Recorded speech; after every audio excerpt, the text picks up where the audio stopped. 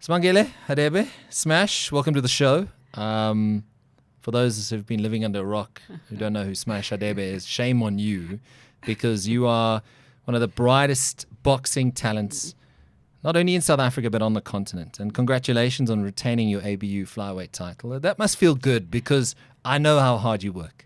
Yeah, I've worked hard to be at this level, and thank you so much for having me on the show. I really appreciate it, and thank you for my congrats. And I'm looking forward for the next one.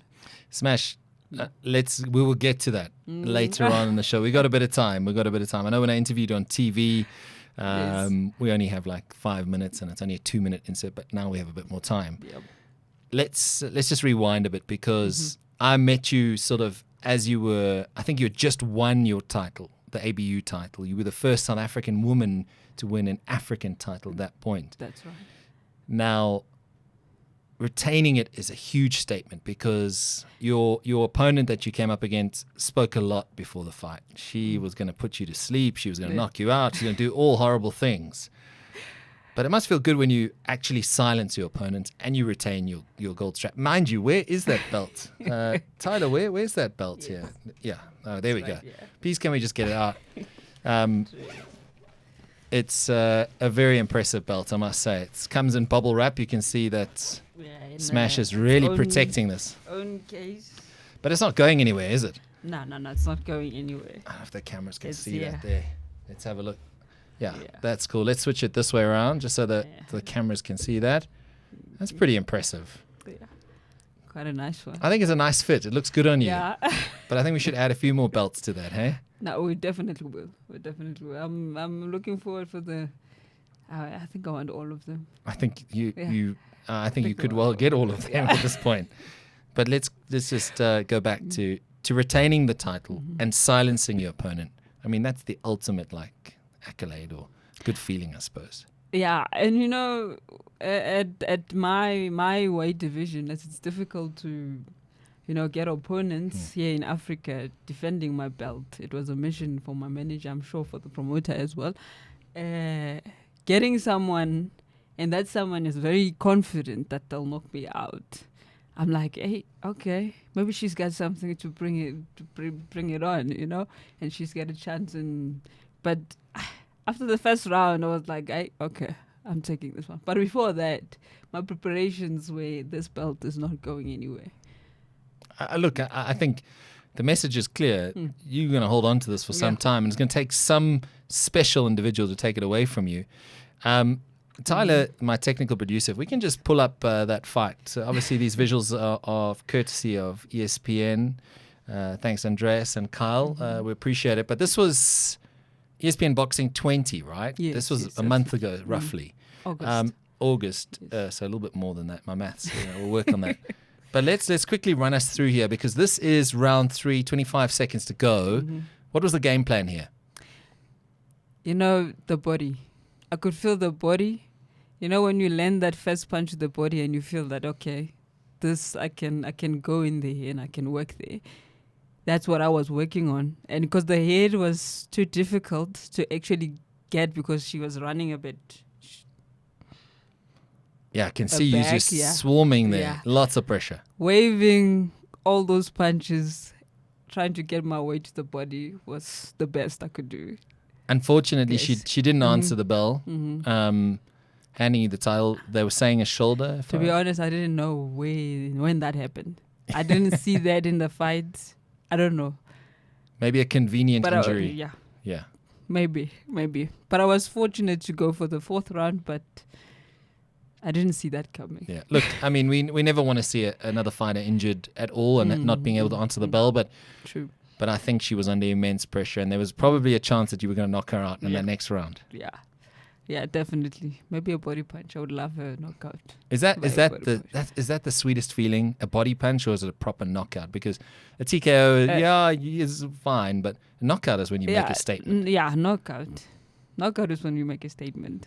I can see what I it means to think. your team there. Hey, oh man, that's And so they were cool. They were so happy. Maybe happier that they went home earlier and unexpected. Let's talk about your work ethic, because I know it's all about discipline for you. Yes.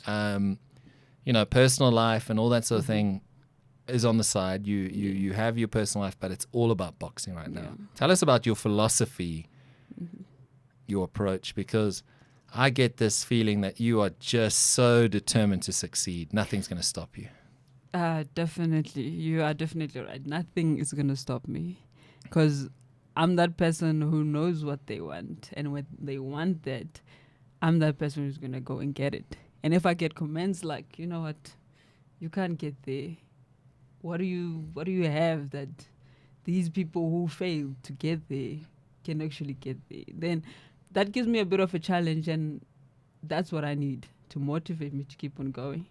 So for me, it's just I'm actually putting more than, obviously not forgetting God, because I get my courage, my motivation also from Him, pray to Him and just ask for that courage to just keep on going, because you need Him along the way as well. Yes. So what gets you out of bed in the morning? Me, I need to have my coffee to even think about the day. But for you, what gets you out of bed each morning? Is it the desire to be successful and to be a role model to others? Being a role model, yes. To be a success, a better life, give my family a better place, as I was raised by a single mom, 4 siblings. So I'm still battling as a boxer. So I want that situation to change, and give hope to those who are still, striving their way, and then give them hope that they can actually do it. If I can get there, you can also get there if you're determined and you motivate yourself, you pray, you do, everything right, you're disciplined, you can get there. Yeah. It might take a bit longer than you expected because we don't always get what we need at that time. You've just sort of raised a point there. Is there money in women's boxing in South Africa at the moment? Because we all see the Taylors, Serranos, Madison Square Garden. We see Kevin Lerena doing his thing. But in South African women's boxing right now, is there enough support? Is there enough money? I mean, I know you've got sponsors. You've got an incredible manager who is, she's like family. Yes. That's right. And plays a huge part. But is there money at the moment? I know ESPN puts on great shows, and there's more fights, and there's another fight coming up, and we'll talk about that just now. But right now, I just get the feeling that more can be done. Definitely more can be done because we are still struggling as boxers. I am still struggling as boxers. I want that better life. It took me how many years to have and defend the belt? 7. I've been in boxing since 2016 in professional boxing. So since now, I only got the first title in last year. The SA. I'm not talking about the SA because I've never defended it. I'm talking about the ABU, which I got it this year, and I got a chance to defend it thanks to ESPN and my manager, Colleen. To be honest, there is not enough money. I think the only place I can get, more decent purse is overseas, going overseas, or maybe fighting for a world title, defending a world title, getting a chance to defend a world title. And that's when I can make decent money to actually maybe start a business if I want to, or buy anything, a house, a car. That's what I think it's going to make change. The reason I ask this is because we've seen Banyana and how amazing that achievement was, winning the WAFCON, beating Morocco in the final. They beat Nigeria along the way, and they've obviously been rewarded. But now you've won the African title, you've defended it successfully. My question is and it's maybe a little bit tricky, and I apologize for putting you on the spot here, but I do feel that more needs to be done to recognize you guys. I had Akani Simbini on the show, and he was saying he goes to Commonwealth Games. Yes, he's defending champion, same African champion. He wins silver in both the African champs and Commonwealth Games, and he gets back here and the media saying that he's failed. So sometimes I'm sure that you feel a little bit undervalued. To be honest, yes. And me being a woman in this sport, if they can say that to a male-dominated sport, so what worst can they say to me? As a boxer. But I think in terms of that, they just need to believe in their boxers. He went there to represent the country, so they should be grateful for that there is someone to highlight at the top there, because there's lots of countries coming together. Yeah. So where is South Africa? He was there, he represented us, and he put on a good performance. So I don't know why, but they don't know what they're talking about, to be honest. Yeah, it's a bit unfair, I must say. It is unfair. It is unfair. But I think now the fact that you've retained this belt and looking ahead to the future, I mean, you want to step up. I know that just when I interviewed you for the first time, Serrano and Taylor had just fought, and it was amazing. It was a barn burner. That's the stage you want to be on one day. Obviously, it will take time. Yeah. But imagine a main card, Madison Square Garden. That's dream come true, you know? That's goosebump stuff. It is. I want that to be sooner, actually. To be sooner. So that's why I'm heading, and I'm hoping to get there.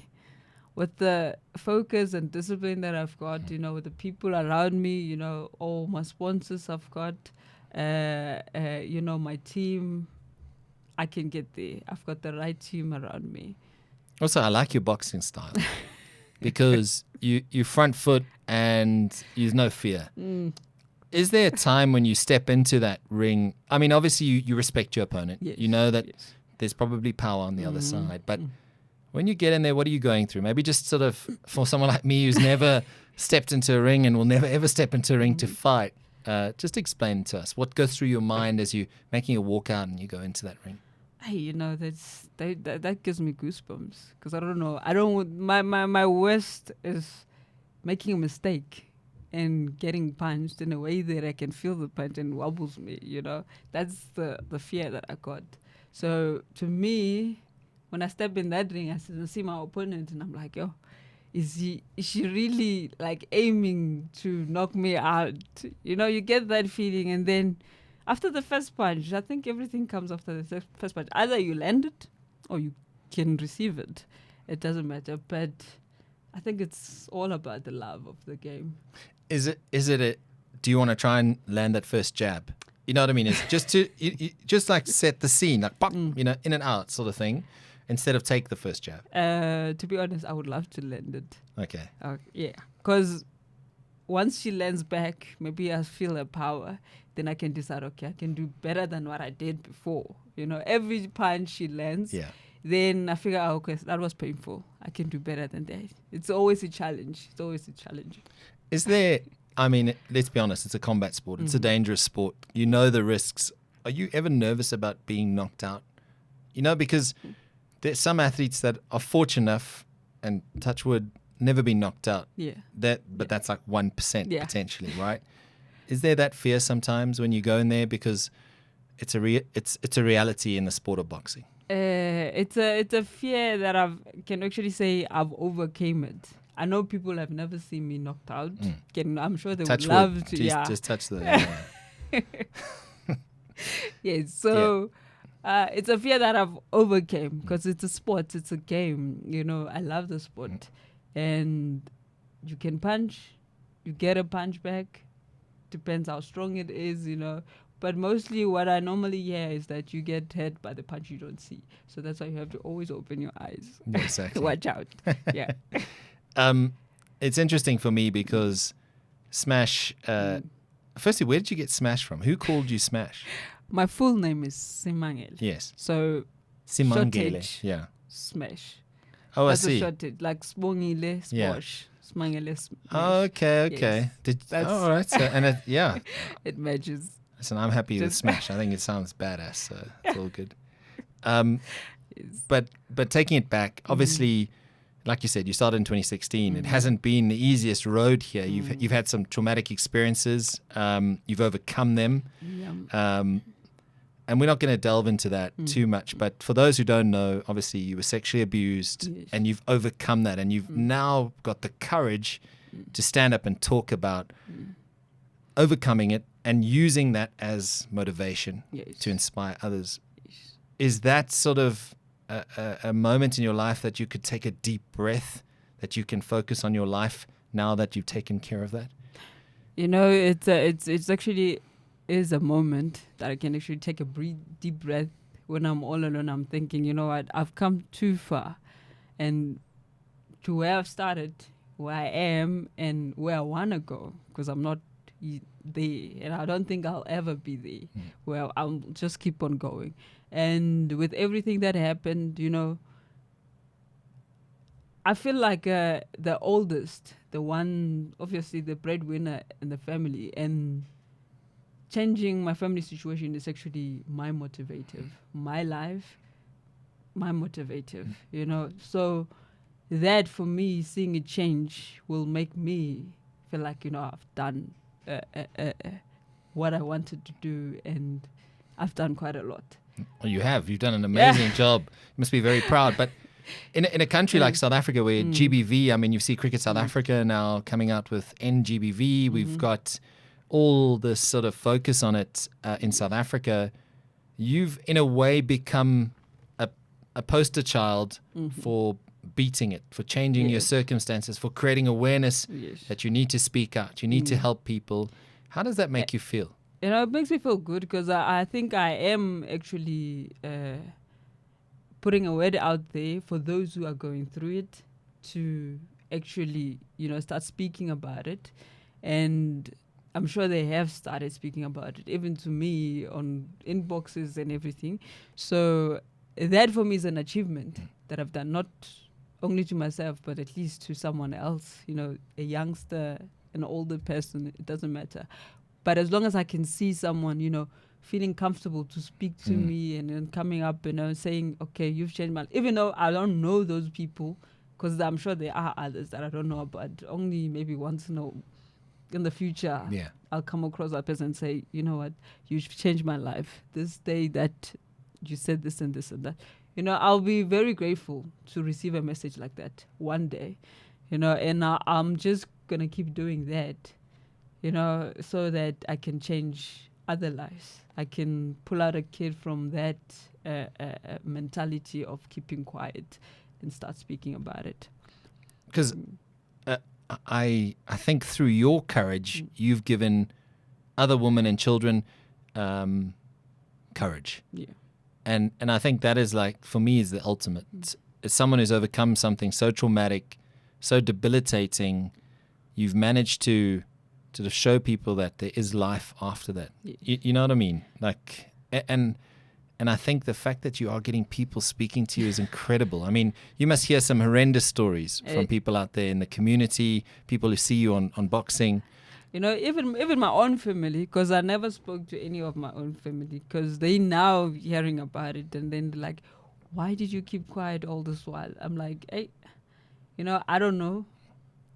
But the fear that I had back then, yeah, that's why I'm brave enough now. I've overcame it. That's why I'm brave enough to even speak about it. I'm not even afraid or worried or what my family will say, or, you know, that's why. And how have they been? Have they been supportive? You know, because I think it's a shock for them, isn't it? It's a shock, especially to my mother, to my own mother. So, yeah, it is a shock, and I'm grateful and I'm blessed that I did came out. I didn't have to, you know, live with that my whole life, you know. And I'm grateful for the people that I met that made me open up. I got to Colleen, my manager, yes, because I call her auntie, yes. Yes, and I'm very grateful. Yeah, I'm very grateful for the surrounding that I've got. You know, they actually helped someone that is helping others. You know, it's like that in life. It's like that. Well, keep up the amazing work, because there's so much that needs to be done, and you're a role model and inspiration to so many people. So keep that up. Let's talk about your family, because. The feeling I get is you're a very close-knit unit, you and your mom, you know, like the family dynamic. Yes. You guys are Walkerville side, right? That Midvaal, or used to be? I am Midvaal. You Midvaal, yeah. They are east side. Oh, I see. Do you see them often? You hang out a lot? Yes, I know. Is there Sunday lunch? Yeah. I do see them often. I went to visit them the last time. But my brother is actually the one who's following me, is out of I also go visit him. Okay. Yes. And they must be so proud of you. Do they Yeah, watch they your are. fights? Are they around the TV watching They you? were actually there on this fight. Oh, It was actually wow. a surprise. I never thought of it. I'm sure you saw that little girl that was screaming at me on the screen coming in. That was my little sister. Oh, there. wow. Yes. Okay. That's amazing. Yes. Any chance she might box one day? She's quite tough. Okay. Yeah, I think she's capable of that. I'll just try and pull her into it and see. You mentioned how important it is to have people around you. In your career, you've had ups and downs. Yes. Since 2016. Mm-hmm. Now you're on the winning run, which is great. But it's not always about a winning run. Sometimes you get a big L next to your name. Yes.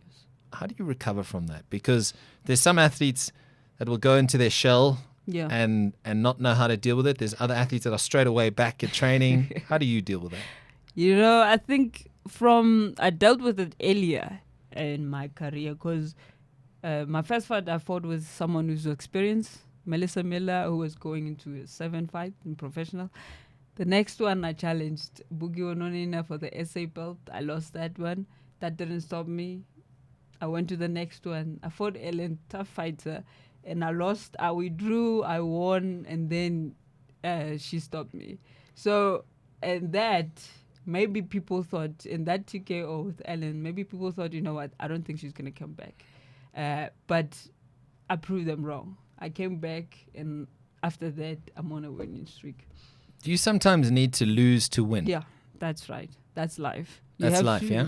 be knocked down to see if we can get up stronger Okay. than the last time, obviously. And you're stronger than ever right now. Mentally, physically, flyweight's your division. You're comfortable there. We're not looking at bantam or... No. I fought bantam. Well, I was... Yeah. Yes. But now I'm on a flyweight. Obviously, that's my comfortable weight. And also my manager knows. Because she's the one who didn't take any fight after I've joined them. Then she's the one who said, no bantam for you. Okay. Only fly. Yeah, because I suppose when you're a bit heavier, you're a bit more sluggish. The gas tank isn't quite the same. Yeah, that's right. I Yeah. used to eat before I go to weigh in to pick up Wow. the weight. So I always come on underweight. Yeah.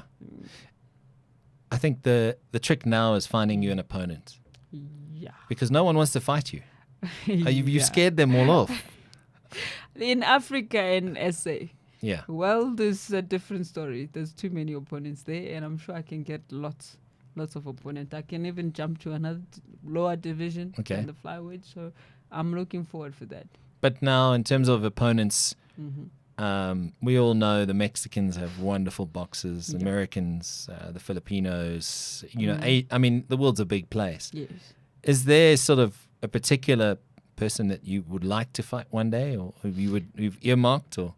No, I've watched a couple of boxers like Abina, Naoke Fujioka, who's actually number 2 in the world in my division. I've watched Ibeth Zamora, but I see she's not ranked in flyweight. I don't know which weight she's at. I've watched Avanite flyweight. They're all champions, talking about champions. So I've watched them. I think, I can give it a try there. I can come up with some good results. From what Colleen was telling me, Yes. with you retaining your ABU belt, your ranking WC now Yes. is higher. Yes. So it potentially opens the door The to doors. IBF, etc., that sort of thing. Is that where you want to go now? Because I understand it's about slowly progressing. Yes. It's not about suddenly shooting you into the big lights Yeah. and taking on, someone who's a killer. Yes, that's It's now about building that gradually. Yeah, that's right. Because this title is actually the one that opened the door for the next title, which will open a door for the next one until we get to the WBC gold. That's Aspaza. ultimate goal, yeah, eh? Yeah, ultimate gold. I can see the smile that it brings you. I think it's Yes. destiny. That's right. Ish. Yes. It gets me Okay. excited. Okay. Yeah, but I'm looking forward for that. I'm looking forward. Smash, tell me about the South African boxing scene at the moment, because as you mentioned earlier, it's a male-dominated sport. Boxing has been for centuries. Yeah. Women are now starting to be recognized. They're starting to pack stadiums, and I keep going back to Taylor Serrano, and I know that's still Yeah. right up there. But the advertisement for boxing was incredible because it was an amazing fight. And we know that women are capable of doing this, performing. But at the moment in the South African boxing scene, someone like a head of Wilmerance, for example, has struggled to find an opponent. You're struggling to find a local opponent. Is it because there's not enough women boxing, or or are people just scared of you, because of your success so far? I think it goes back to the gym. If you want to improve and you want to see your boxing improve, obviously we spar men and we want to be better than men. So, not better, but at least on the same league as, the skill they have, because there's lots of talents in South Africa. So we would try and copy that. Once we master that, then, all the other girls are actually afraid of us, because we actually more into the men version when we're in the ring. Yeah. You see. So I think it's that, because maybe they get to spar men and then they give them a hiding in sparring. They don't want to spar them anymore. But we want that challenge. Yeah. I want that challenge, Okay, so the boxing gym, like any gym, can be an intimidating place. If it's a Virgin Active, a Planet Fitness, for women it tends to be an intimidating place, and for some men too. Yes. Now, take a woman into a boxing gym. How do you make that space a bit more accommodating? Because they want to box, and you don't want to put them off or scare them off. Yeah. But how do you make that a little bit more accommodating? Because I can see you tough, you're not scared of anything. But if a girl who's maybe in her teens wants to come and try boxing, she thinks there's a bit of talent there, how do you make it accommodating? Because it's tough, man. It is tough. I was the only girl in the gym, so it was tough for me. So that's why I say I grew up in a tough situation when it comes to the gym. So in terms of that, in the gym, you are a team. So maybe you don't make them scared, to just draw them in with maybe motivation, be soft. Obviously, you've got to start growing, and then once they get tougher, it depends how hard can they take the punch, and just groom them slowly. Don't push them into the deep end. Like I was pushed, but I was tough enough to get back up. Definitely. From there. So most people are not like me. I mean, as I say, like you're extremely tough. You've gone through so much. But what do you say to, say, I'm coming to your gym for the first time. I'm a teenage girl, and I'm like, I've seen you fight, and I'm like, I want to be like Smash. Yes. What do you tell her? I'll pay attention to those people, and while you pay attention, teach them the right way. Motivate them. Always be there for them. Just groom them nicely. Don't be too hard on them. Yeah, that's the mistake they make, because they think everyone. When you're grooming someone, you think everyone's tougher than someone else. Yeah, So groom them nicely, and then test them. Okay. Along the way, test them and see how far can they go. That's what I think you can. That's how I think you can actually draw them into the gym and making them confident enough. Because without confidence, I don't think they can do anything. Yeah. And I suppose then they'll have to taste amateurs, and from there on progress. But I've seen like the box fit sort of gyms that are popping up all over the country. Where women are going in there and learning how to box. Yes, it's like a fitness sort of and health and well-being, but the fundamentals are there, throwing a jab across, those sort of things. Is there potentially a way that someone like you could go in there and sort of encourage more talented women to come out and try? Because I'm sure there are women who are eager to get a taste of boxing on another level. I'm definitely sure I can motivate. Something, you don't have to say anything. Just walking in and maybe showing them a fight or a belt, they get motivated and they wanna. That's how I think, it got me to be interested in getting the bigger belt. Yeah. That's what I'm striving for. So, but I think without saying a word, you can just walk in, do your bag, they see how you punch your bag, or maybe hand pads. They get interested and they become interested to just start and want to box like that. Yeah.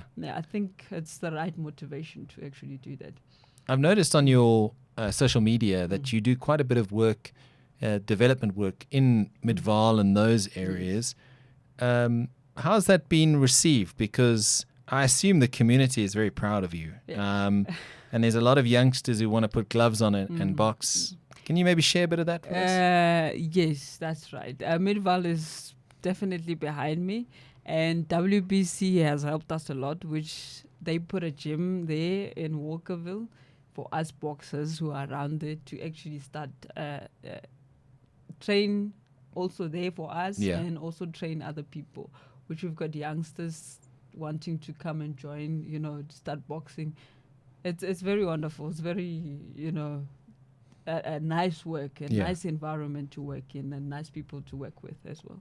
And talent? Yes. Have we got talent down there? Yeah, no, we've got. Okay, some future smashers? We definitely have. That's good to hear. That's good to hear. Yes. I think it's important also for you in as a role model, not only because of the history with overcoming sexual abuse, but also because of your craft and your boxing skills and prowess, to go back and be seen as accessible. Because I think a lot of people must say, Smash, how do I stay in shape? What do you think of my jab? Those sort of things. And being able to tell them, like you talking to me, that means the world to them, doesn't it? Yeah, it does mean the world. And they do enjoy it, and they want to come back and do more, make their time. They actually take the time to actually, be there and listen to you or watch you. Because a lot of them came to my fight to also support, and I'm grateful for that. And that means I've got a lot of people behind me, the great community behind me. That's awesome. Yes. That's awesome. What's next, Smash? I know, Colleen, I think we can talk about, can we talk about December? Okay, she's giving us a nod. So we've got a date. Yes, we've got a date. We don't have an opponent though. Not an opponent yet, but we've got a date, I think 9th or 8th of December, ESPN. It's going to be a world title. Wow. So, I think they're currently looking for an opponent, searching for an opponent. So we'll know shortly. So how are you feeling? I mean, it's a world title. You've got ABU here. I mean, this gorgeous belt here sitting here. But this is another level now. Yeah, this is another level. Bigger than this one, and I'm excited. I'm excited, and I'm ready. I can say I'm ready for it, and I can't wait to know my next opponent. Is there added pressure now? Yeah, there is. Because there's a big target on your back now because you've got the gold. There is, and obviously there's lots of opponents out there. So I don't know where my opponent's going to be, from Mexico, Argentina, USA. You'll never know, but I'm ready. I'll be ready for it. And we'll be watching your social media channels to see when that announcement is made. Yes. Let's, if you can indulge me for a bit here, 2016, the draw against Melissa, to retaining your title against Mookie. How have you evolved as an athlete, as a boxer, and as a human being in those sort of 6 years? Yeah. I think in terms of my boxing, from 2016 and now, it seems like a long time, but for me, in my mind, it's actually a short time, because I've put in the work all those years in between. I've put in the work, and I've showed that I want to improve, because I get people who knew me before in 2016 and now saying, you've improved a lot. And you keep on improving. And now you've got this and that. What's next? And I tell them, and they're like, keep on going. Keep on going. Keep on doing what you're doing. It's encouraging for me. It just makes me want to keep on going and keep gunning for more titles as I want more. I'm grateful. I'm grateful for myself, and I'm proud of myself, to say I've come too far. Yeah, I've come so far. No, you have. You've come incredibly far. I mean, it's a remarkable story to know how, you've just overcome so much, and this is only the beginning of your boxing career, right? Yeah, it is the beginning. All due respect to the start. previous fights. No, I don't count those years. I actually don't count those years. Yes. Okay. But this is the start of it. I get this feeling, this overwhelming feeling that just confidence-wise at the moment, you're on another level. I've seen the footwork's good, the way, the hands, the head movement, the conditioning is another level. But there's always room for improvement, isn't there? Yes. What are you working on at the moment? I mean, is it a mental side of it? Because that plays a huge part in preparing for any fight, how you handle your opponent, and post-fight. I want to improve my skills because I don't think I'm where I want to be. When I started boxing, I was like, hey, I don't want to be those boxers that just stands the head still looking at the opponent and not waving and ducking or doing everything. Slipping punches and things. I don't want to get punched. Yeah. So I think that's where I got my head movement. And now I just have to improve my head movement. Canelo moves his head very nicely. Yes. If I can get to that level, I'll be very pleased. Footwork, Lomachenko, he's very good at footwork. It's amazing. Yes, but I want to get to that level. Okay. Yes. Can I ask you? You've just given me an idea here, and I must be honest. Initially, when I saw YouTubers calling out boxers and MMA fighters, I was like, "What has this sport come to?" Like this idiot's on YouTube. But I've been pleasantly surprised because a guy like Jake Paul proved that he can actually box.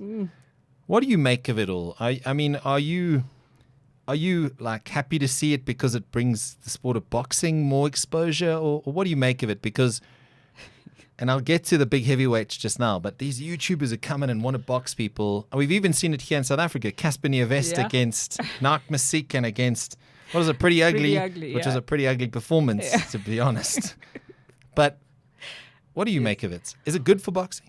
It's brilliant for boxing. I wish it started earlier, to improve a lot of boxers, to put, to have a lot of audience in it, because celebrities are coming in now, That's an opportunity for boxers, for many boxers to get sponsors, all the big companies, promoters getting a sponsorship for their tournaments, We need that kind of activity in this sport. So I think it's a good place to be in. Okay. I've definitely changed my approach, because initially I was the purist. I wanted to see, guys who'd gone through amateurs, who'd gone through professionals, who, earned their right, not just an audience on YouTube, but all due respect. I take it back. It is quite a dangerous sport if you get in the ring without, starting where you should start. It's also an advantage for us as boxers, because that's an opportunity for us. This is all you've done. You know what I mean? You live and breathe boxing, True that. On to my next question. So a guy like Anthony Joshua is a phenomenal athlete. Yeah. He's come unstuck against Usyk now twice. Do you think we'll see AJ back? Do you think a loss like this against a phenomenal athlete, an Usyk and boxer, maybe has put a massive dent in his confidence? You could actually see it from the first loss. Second loss, I don't know if but I think he might battle mentally to come back mentally. Not boxing wise, but mentally he's battling. I think he needs to fix that before everything else, because the heavyweight is that's a big weight. Yeah, and any punch can be a damage for the rest of your life. That's true. Yeah, so I think mentally he needs to fix himself mentally. Do you think that's a break from boxing altogether, or do you think it still stay within the sport? What do you make of it? Because I imagine it's how you deal from the from the defeat. Deal with the defeat. Yes, true. But you get boxers like that, and sometimes it's hard for them to come back, and they never do. Some never do. It's a pity, and obviously it's losing a great skilled boxer, good motivator. But there's nothing we can do if he can't fix himself. Yeah, we can cry and say, AJ, my favorite boxer, but if he can't fix himself, there's nothing we can do. Is he your favorite boxer? Yeah, he's one of my favorite boxers. Okay, cool. Who else do you admire? True. Yeah, Lomachenko, Canelo, Triple G. Have a night in my weight division as well. Okay. There's a lot. I'm sure I've forgotten. Maybe Heki Butler. Yeah, it's Heki Butler. Yeah. He is your weight division, isn't he? Yeah, he is my weight division. Exactly. He's been a phenomenal athlete. He's done an incredible job. Very. Yeah, and his we're win. Proud of him. We're very proud of him. We're proud of him. Tyson Fury. I know we're talking just about the heavyweights, but I mean, everyone wants to talk about the heavyweights. Yeah. But Tyson Fury now, he's in and out of retirement. Do you think, I don't know if it will ever happen, but like a him and Usyk sort of thing? I know there's lots of rumors and talk about it. But you have Tyson Fury 6 foot millions, and you've got Usyk who's, just 6'1", I think, he's somewhere around there. But it's not always about the size. Yeah, it's not always about the size. Because, it's boxing. Any punch can change, As tall as he is, he can get a good punch, As short as he is, it's 50-50. Yeah. It's 50-50. So it's just makes the sport interesting. Yeah. That's what I can say. People want to see them. That's how you match up. If the audience wants to see this, then you just try. Whoever promoter is willing to make that happen, makes it happen. And you'll have a lot of audience. I think that's about it. It's about keeping entertainment. Exactly. It is it is an entertainment sport. It is. 2 more questions and then we'll wrap it up because my technical producer Tyler gets very annoyed with me if we go on too long, even though it's been great chatting to you. In terms of your next fight, yes, are you feeling pressure going into this one? Because I think you've climbed these steps on the ladder. Mm-hmm. You can see IBF. There's WBC, silver, gold, all that along the ladder. But is there additional pressure in this one? And are you forced to work even harder because you are the reigning ABU champ? Yes. Besides the ABU, being the ABU champ, just fighting someone from outside, that's another next level, which means I have to improve.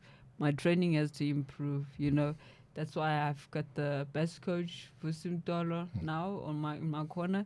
So his training is different. So I've got to step up and keep up to his pace. Because he knows he's a world. Yeah, he's been there. Yeah, he's got world champions. Class, yeah, true that. 100%. So I have to keep up to that. Okay. Yeah. And then one day when it's all said and done. Yeah. And hopefully it's a long time from now, very long time. How do you want to be remembered? What's your legacy? I know fighters, boxers, MMA guys, the jits guys, all the combat sports want to have a legacy. Yeah. Is that legacy about being a world champion? Is it about being a role model? Is it a future coach? Is it bringing up a new world champion? Tell us a bit more. I think, yes, what you've mentioned, yes. Also, I want to be remembered in terms of that. But if I did touch a soul, a heart, then that's how I want to be remembered. If someone can tell a story to someone and they feel that story, and which is me involved, I've achieved a lot for me on my side. I've achieved a lot. I can see that happening, and I think you're going to be touching a lot of souls, and hopefully you're going to be taking a lot of souls along the way inside the ring. But Simangele, it's been awesome, and I'm only just starting to get to know you, and you've done a phenomenal job. Keep up the incredible work. Thank you so I know much. you're going straight to sparring now, so I'm not Yes. going to keep you too much longer. But thank you so much for your time. Good luck, December 8th. That's happening, Yes. and that's a big one. Hopefully I'll speak to your manager and see if Yes. she can hook me up with some tickets. But I'd love to come and watch. Yeah. So I'd good love luck. you to come. Thank you so much. Keep for up the having great me. work, Thank and you. appreciate it. Yeah, thanks very much for your time on the Thank CS Duplessis Show. Remember to like and subscribe. We're also on iTunes. Simangele Hadebe, thank you very much, and congratulations. We're very proud of you. Thank you. Thank you. Thank you for having me.